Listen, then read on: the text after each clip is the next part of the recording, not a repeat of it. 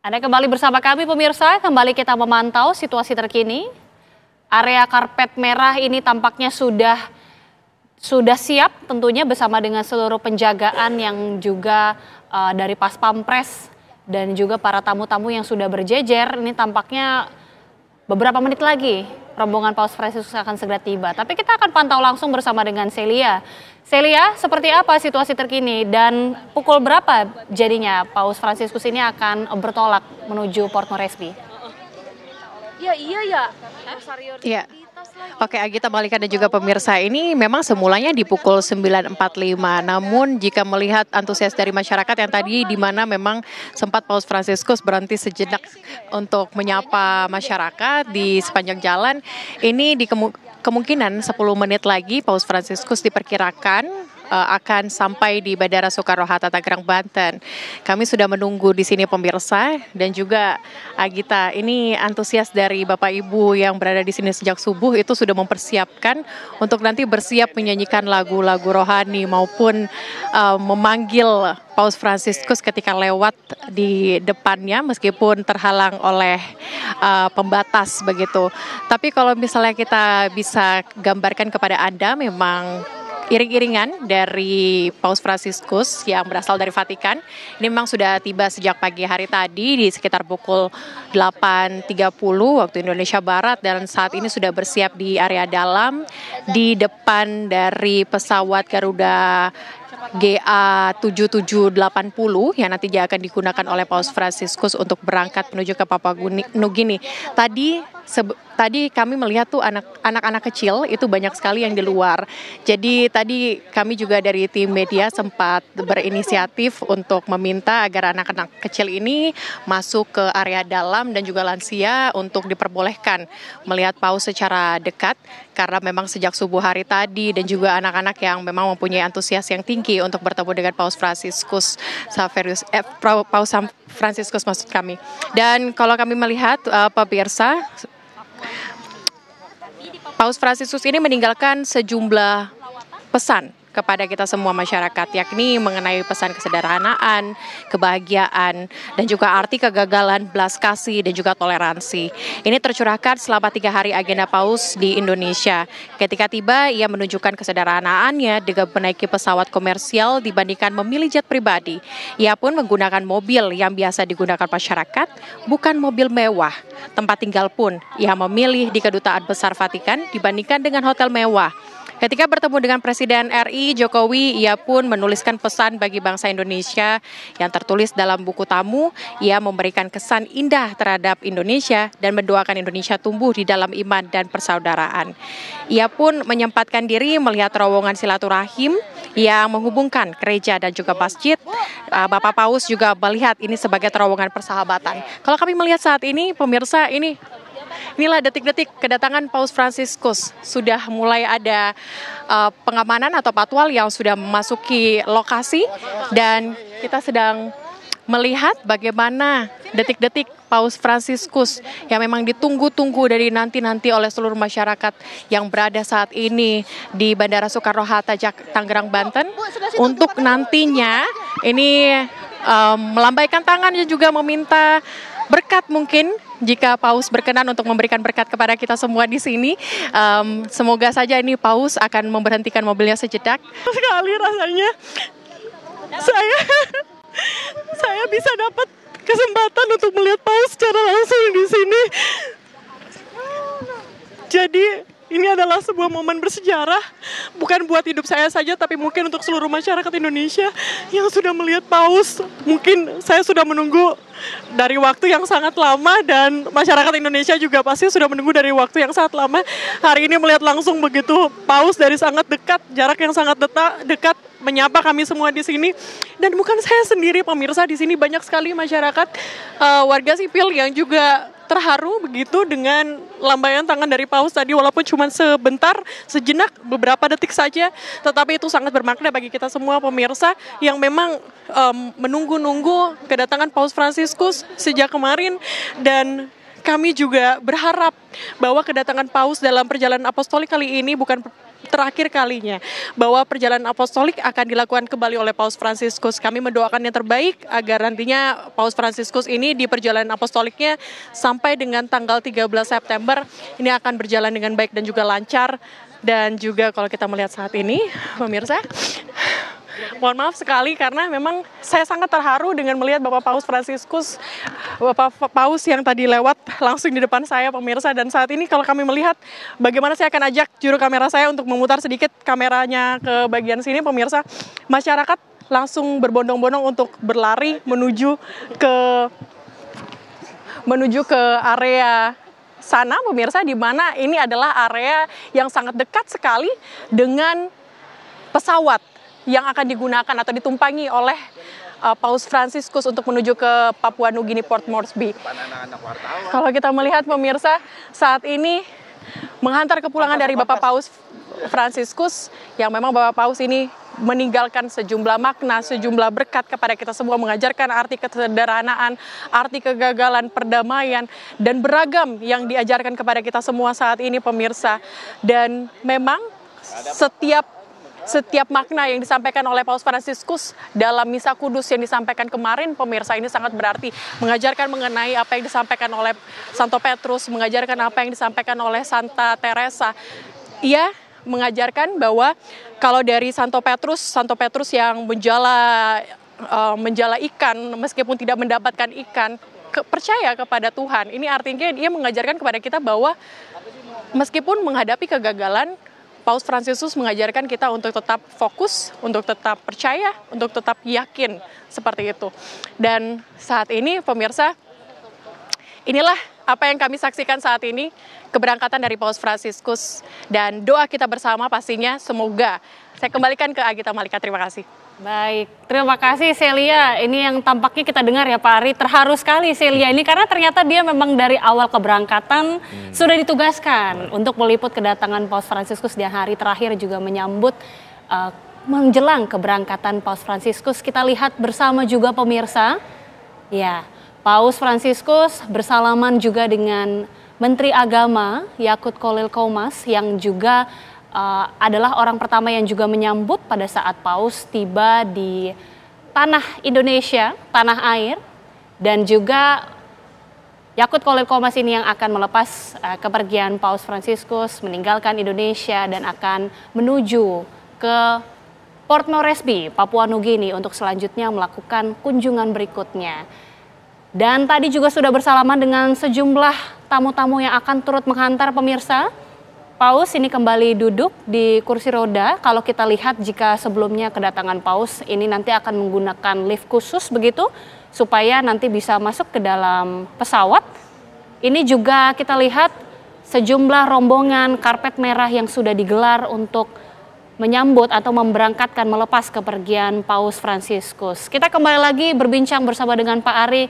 Tadi cukup terharu ya, bahkan reporter kita Celia Alexandra ini melihat dilambaikan tangan langsung oleh Paus Fransiskus sampai menangis begitu. Ini kan salah satu contoh mungkin dari banyaknya umat Katolik dan juga mungkin masyarakat Indonesia dalam beberapa hari lawatan Paus Fransiskus ke Indonesia. Apa yang sebenarnya bisa kita petik dan dalam hubungan konteks antar negara, sekali lagi ini membawa pesan bahwa perdamaian itu jauh lebih baik daripada konflik. Maka saya rasa kedatangan Paus selama kurang lebih 3 hari ya, ini akan membawa pesan yang efek domino ya. Mudah-mudahan kunjungan Asia Pasifik ini akan membawa dampak kepada dunia, sehingga orang akan bosan dengan konflik, akan bosan dengan perang, begitu ya. Amin. Dan insya Allah bahwa perdamaian akan tercapai juga.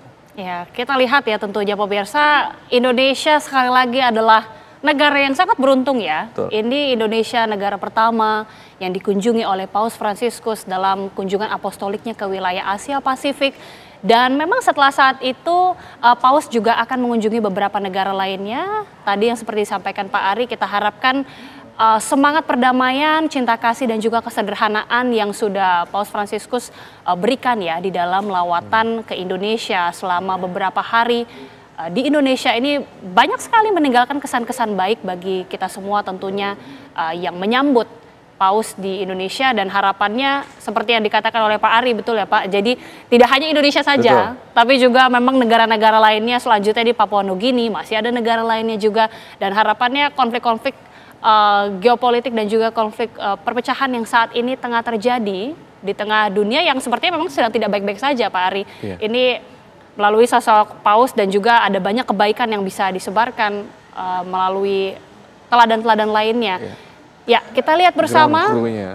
Wah, ini dia pemirsa. Juga para kru di pesawat, kru bandara ini juga secara bergantian berpisah. Paus Fransiskus menyempatkan sejenak juga untuk mengucapkan perpisahan dan juga melambaikan tangan, memberikan berkat kepada semuanya. Jadi tidak hanya tamu-tamu VIP saja pemirsa, tapi juga bahkan tadi kru-kru bandara, kru-kru pesawat juga mendapatkan giliran secara bergantian. Ini untuk bisa bersalaman melepas kepergian Paus Fransiskus. Istilahnya tadi Viva il Papa. Semoga Paus Fransiskus panjang umur dan semakin banyak menginspirasi tidak hanya umat Katolik namun juga banyak masyarakat di dunia. Pak Ari, kalau kita melihat ya bagaimana kunjungan Paus Fransiskus, artinya kunjungan apostolik ini berarti tidak hanya kunjungan keagamaan saja, tapi juga kunjungan kenegaraan. Apalagi kita lihat Presiden Jokowi adalah kunjungan pertama yang dilakukan oleh Paus hari pertama setelah pada sampai di Indonesia langsung ke istana. Artinya memang kunjungan apostolik ini bisa berarti juga kunjungan kenegaraan juga ya Pak? Memang ini adalah kunjungan kenegaraan bagi kita ya. Kunjungan kenegaraan juga memang kenegaraan seperti layaknya kunjungan diplomatik negara lain.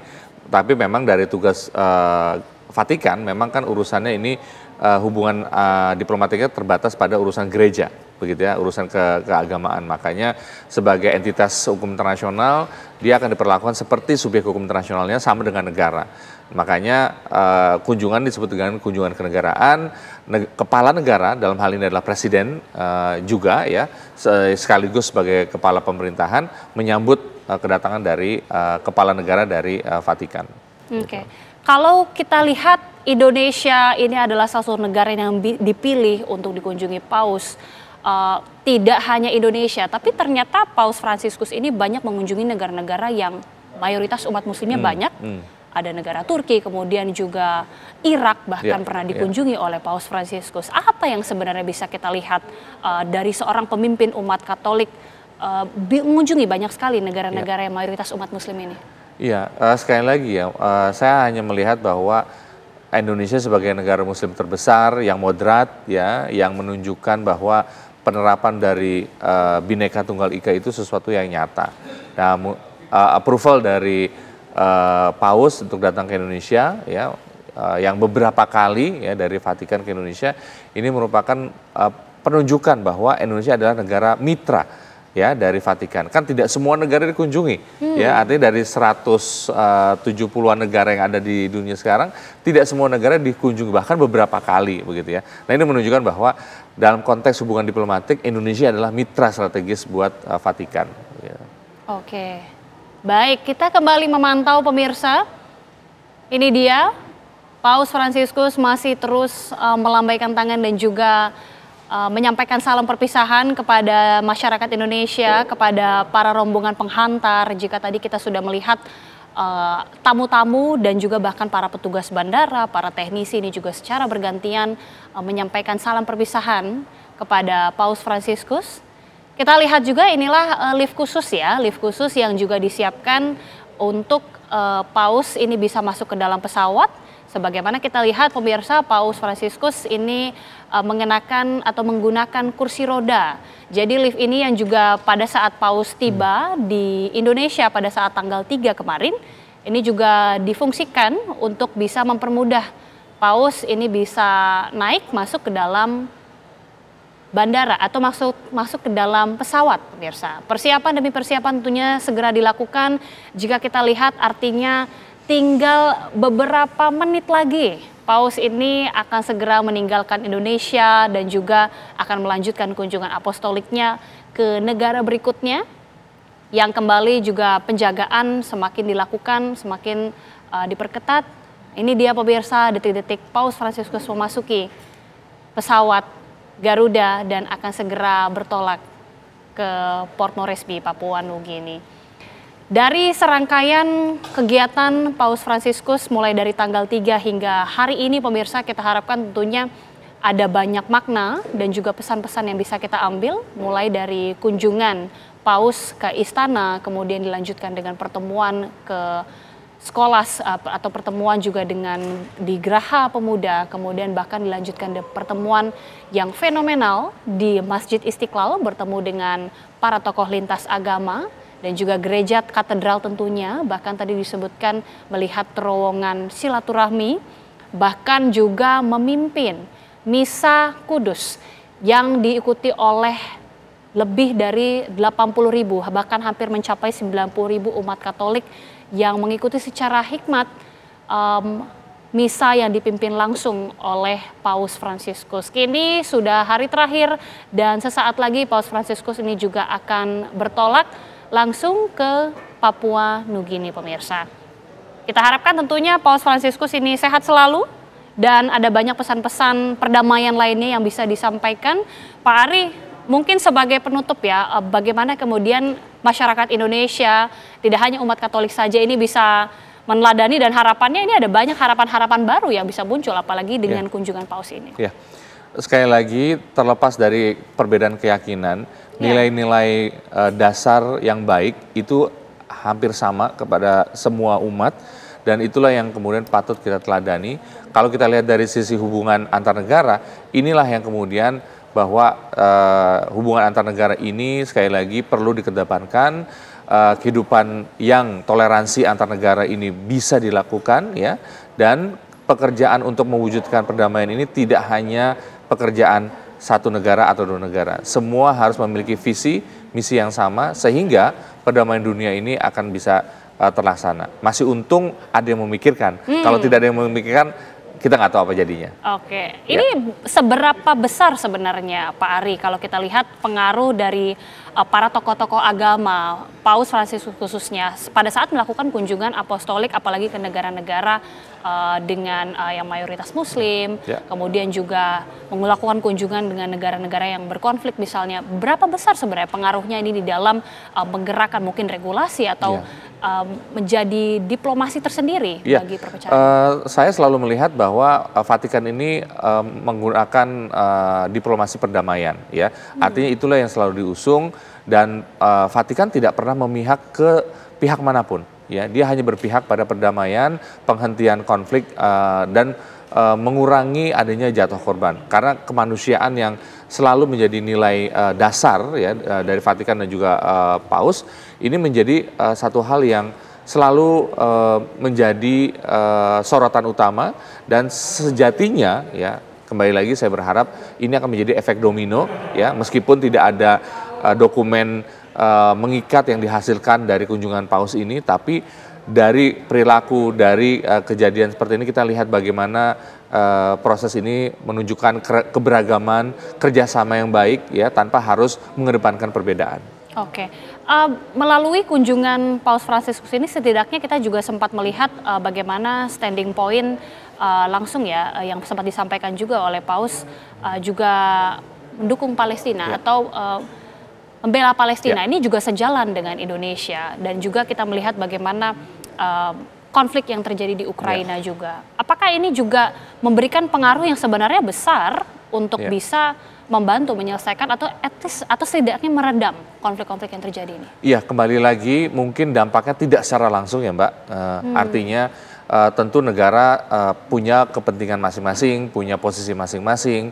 Tapi paling tidak dengan rangkaian kunjungan yang dilakukan oleh Paus Fransiskus ini tadi akan memberikan efek domino ya di mana hati para pemangku kebijakan, pengambil keputusan itu akan tergerak hatinya bahwa dunia ini akan jauh lebih baik tanpa konflik, tanpa perang.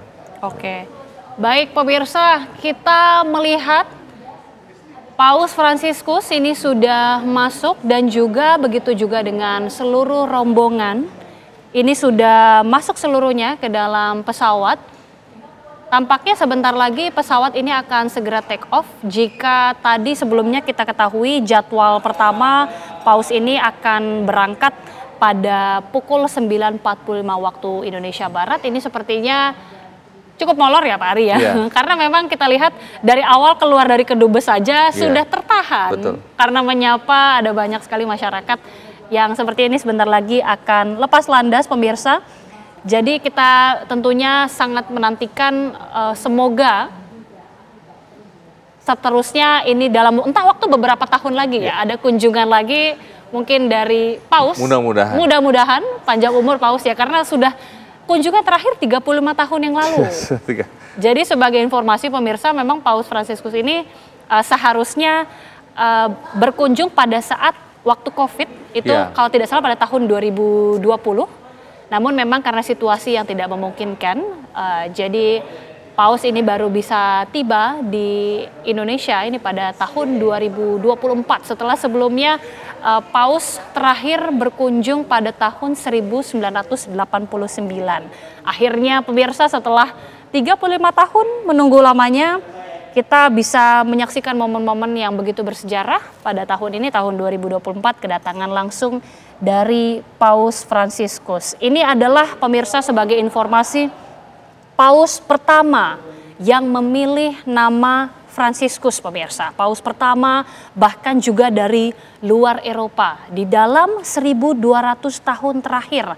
Dan juga ini bahkan Paus pertama dari benua Amerika dan juga Paus pertama dari Argentina dan Paus pertama dari Ordo Serikat Yesus. Dan juga dikenal sebagai Paus yang datang dari ujung dunia, jadi bukan milik timur maupun barat, sehingga untuk bisa melihat dunia secara baru. Kita akan jeda terlebih dahulu pemirsa, kami akan segera kembali.